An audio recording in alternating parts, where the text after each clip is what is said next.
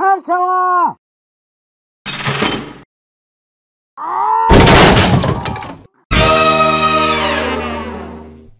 up, everybody out there in YouTube land? Rat2501 here. Alright, time for the Warhammer part of Double Feature Friday. We've got, how did each Traitor Primarch fall to chaos? This interested me when I saw it, and this is by Major Kill. And this really interested me, so I decided, you know, I'm going to go for it, alright? So, let's see what he's got here, and go. G'day, guys and gal. We all have bad days. Sometimes your wife all leaves it you on your takes birthday, is one sometimes you stub your toe so hard that it day. breaks the bone, and sometimes you shit blood. These are just things that blood, tend to happen to us, and it definitely puts us in a bit of truth a be told, that actually subpar mood. The it's not a good Primarchs sign. are supposed to be supremely intelligent with outstanding willpower. So They look like a bunch of douchebags, actually. In fact, when you hear about them, they are pretty much douchebags. Can make a Only a few of them are actually willing to good. give away their souls to the forces of hell. Like Lord Adornable. To be fair, if a demon god told me to join them and I'd never shit blood again, I'd probably think about it as well. Keeping in trend with some Primarch videos I've done lately, because Primarch videos get a ton of views, we'll be looking at the reason or reasons. That's one of the reasons why I try to do lots of TF2 videos. The middle finger, and then they went off to party with chaos. Because TF2 videos get a lot of views. Some falls were kind of justified, but still kind of. Most of them were justified. And some arguably never. The Emperor was a dick. Let's get into it. Pretty much all of the Traitor Primarchs had petty or just straight up ridiculous motivations to do what they did. But in saying that, it is important to note that it was a long process to go from, hey, the Biggie is a bit of a dick, I think Horus might be better than the Emperor, to becoming a smelly Mothman.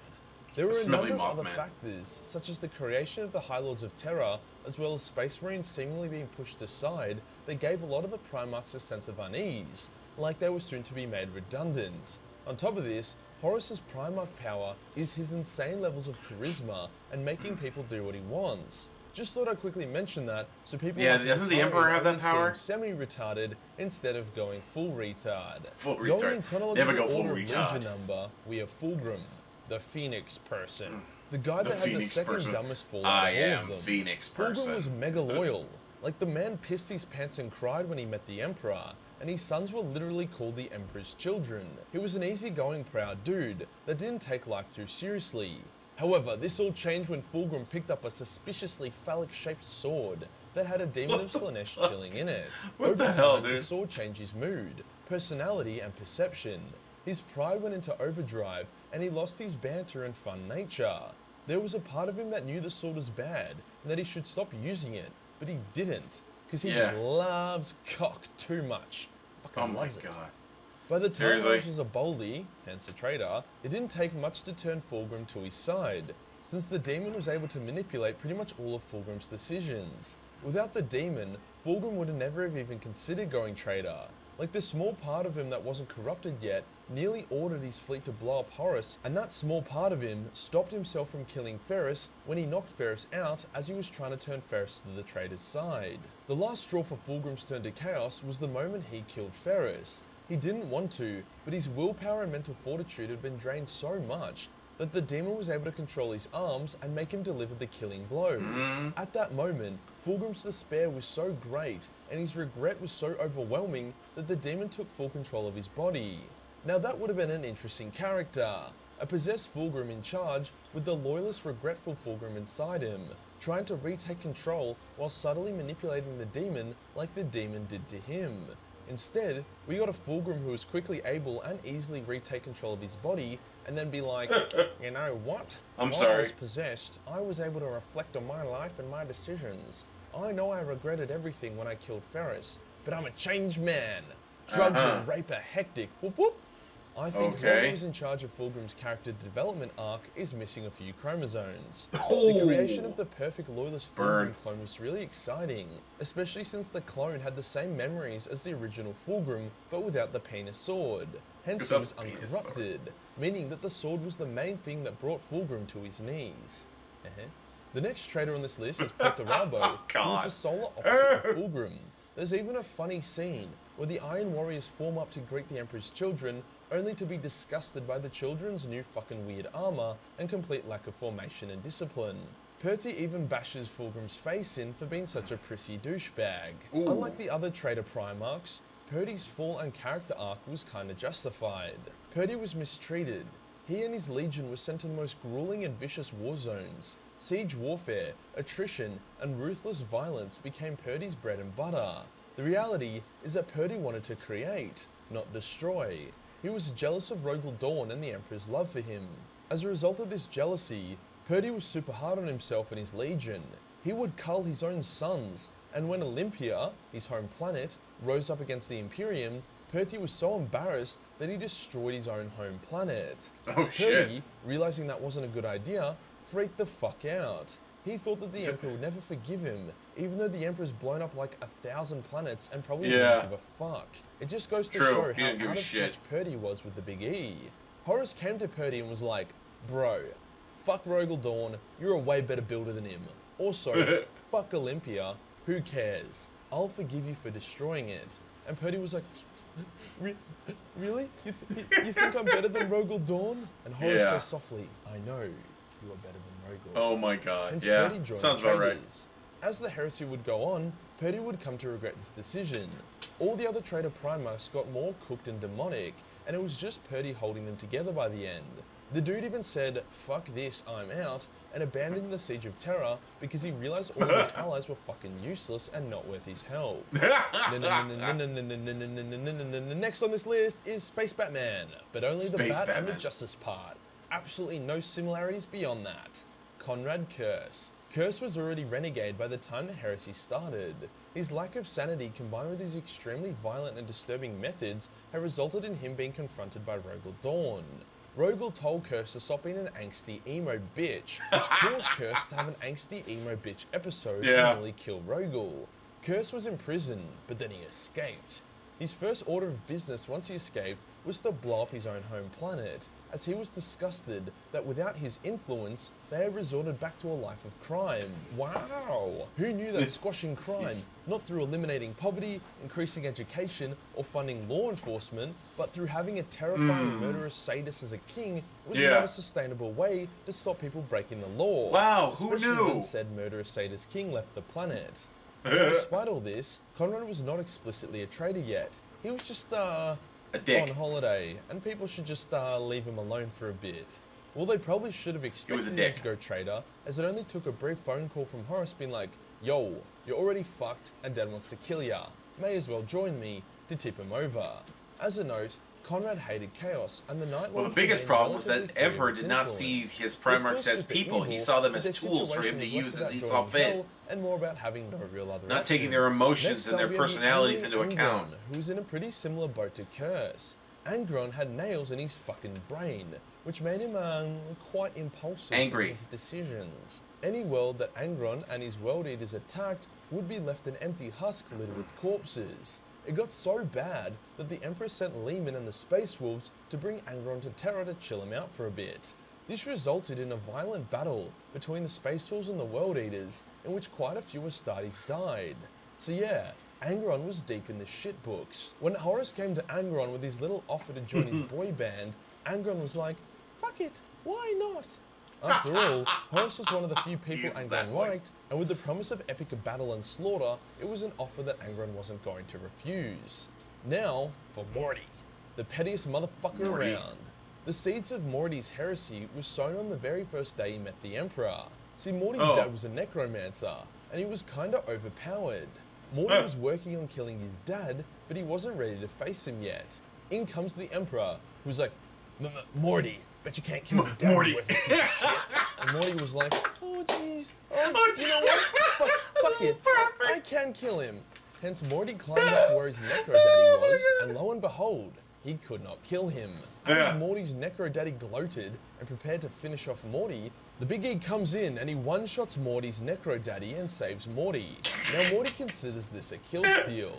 I don't know what kind of games Morty been playing, but you actually have to be about to comfortably kill someone for it to be considered a kill steal. Very true. Morty saw himself as the hero of his own story, with his necro daddy being the final boss fight, and he blew it. He couldn't finish the final quest, and he was salty when the Big E, who was a way higher level than him, did. This shouldn't have been enough to turn him traitor though. His fall was actually very unexpected, even by Malkador and the Big E. After all, Morty hated Psychers with a passion, and the Big E outlawed Psychers, whilst Horace employed the use of warp and demons. The reality is that Morty was bitter, and Horace was able to charm him to his side. Horace also lied to him, like, a lot, about his vision of the galaxy and the role Psychers had to play. By the time Morty figured out that joining Horace was a really shitty idea, he was too far in. He even tried to team up with the Khan to form a new faction, but the Khan told him to eat a dick. Morty then went full hypocrite mode and embraced his Psyker powers. Then Typhus tricked Morty and the Death Guard into Nurgle's realm, where they got turbo fucked by disease. Morty had to embrace Nurgle and sell his soul in order to save himself and his sons, which he did, and voila, Smelly Mothman. Although it's not a huge shocker that the ugly Grim Reaper looking motherfucker would join Chaos, his motivations were fucking terrible, and it makes him really unlikable. Bad writing. Next up is Big Red. How did Magnus fall? Magnus was was probably the least complex. of all the traitors, but Titstitch had a huge hard-on for Magnus very early on. When Magnus, through Warp Spaghetti, discovered Horace had gone traitor, he desperately tried to warn the Emperor, and he accidentally broke the Emperor's psychic wards and ruined everything. The Emperor sent Lehman to go get Magnus so that Magnus could help the Emperor fix his fuck-up, but also so the Emperor could smack his red ass. Horace was able to convince Lehman to attack Magnus instead of collecting him, and Magnus got suicidal, and he let the Space Wolves attack him and his sons, instead of trying to reason with them. In the battle, Lehman snapped Magnus's big old spine over his knee, Bane style. He doesn't have Magnus a he doesn't have a spine. That fucking hurt. I changed my mind. I don't want to die. Hence embraced Titsnitch and was teleported to safety. Now getting your spine snapped at the same time as being violently teleported to hell can have a pretty adverse effect on your health. Magnus was shattered into multiple shards, each representing a different part of him.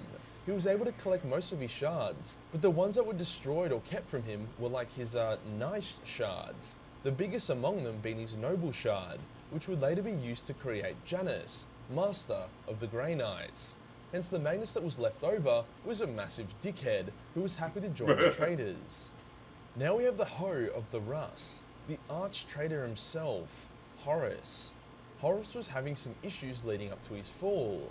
He felt that the Big E had abandoned the Great Crusade without being honest with his sons, and he felt as if the control of the Imperium was being given to mortals instead of Space Marines and Primarchs. Most of all, he doesn't like normals. His hair at a rapid pace, and there was no Derek around to help stop it. Despite this, he was still loyal and was being a good lad, until he got fucking shanked by a Chaos Knife. Yeah, not good. The Chaos Knife was able to severely wound Horace, and it fed on his doubt and wavering loyalty. He soon entered into a comatose state, and shit looked bad. His sons panicked, and they allowed a snake cult of witches to take care of Horace, which was, you know, great idea. A bad call. Especially when that cult turned out to be a chaos cult. In this coma, Erebus entered Horace's mind, and he showed him visions, and he lied about the visions' context. He convinced Horace that the Emperor's project was ascending himself to godhood, and that Horace should be the one in charge. Horace accepted this, and he found his body healed, but his soul now belonged to the gods of chaos. From here, Horace just became progressively more of a douchebag, till his cock was literally dripping with warp jizz by the time the Emperor finally put him down. No list of traitors would be complete without the chief kitty fiddler himself, Lorgar. Lorgar was the first to fall, and actually had the most interesting fall out of all of them. Due to how Lorgar was, he had to believe in a higher power. Atheism just wasn't an option for him, hence he chose to believe in the Big E as his god. The Big E wasn't a fan of this because he was an atheist, but he let it slide as long as Lorgar took over planets at a decent pace. Unfortunately, because Lorgar spent so long converting planets to religious worship of the Big E, as well as the fact that no choir boy could go untouched, his rate of bringing planets into the Imperium was really slow. So the Emperor lost his shit, and he ordered Gilliman to blow up Lorgar's favourite city. The Big E then mind-raped Lorgar and all of his sons into kneeling. The Emperor wanted to make a point, that gods are cruel, and if the Big E was a god, this is what he'd actually do.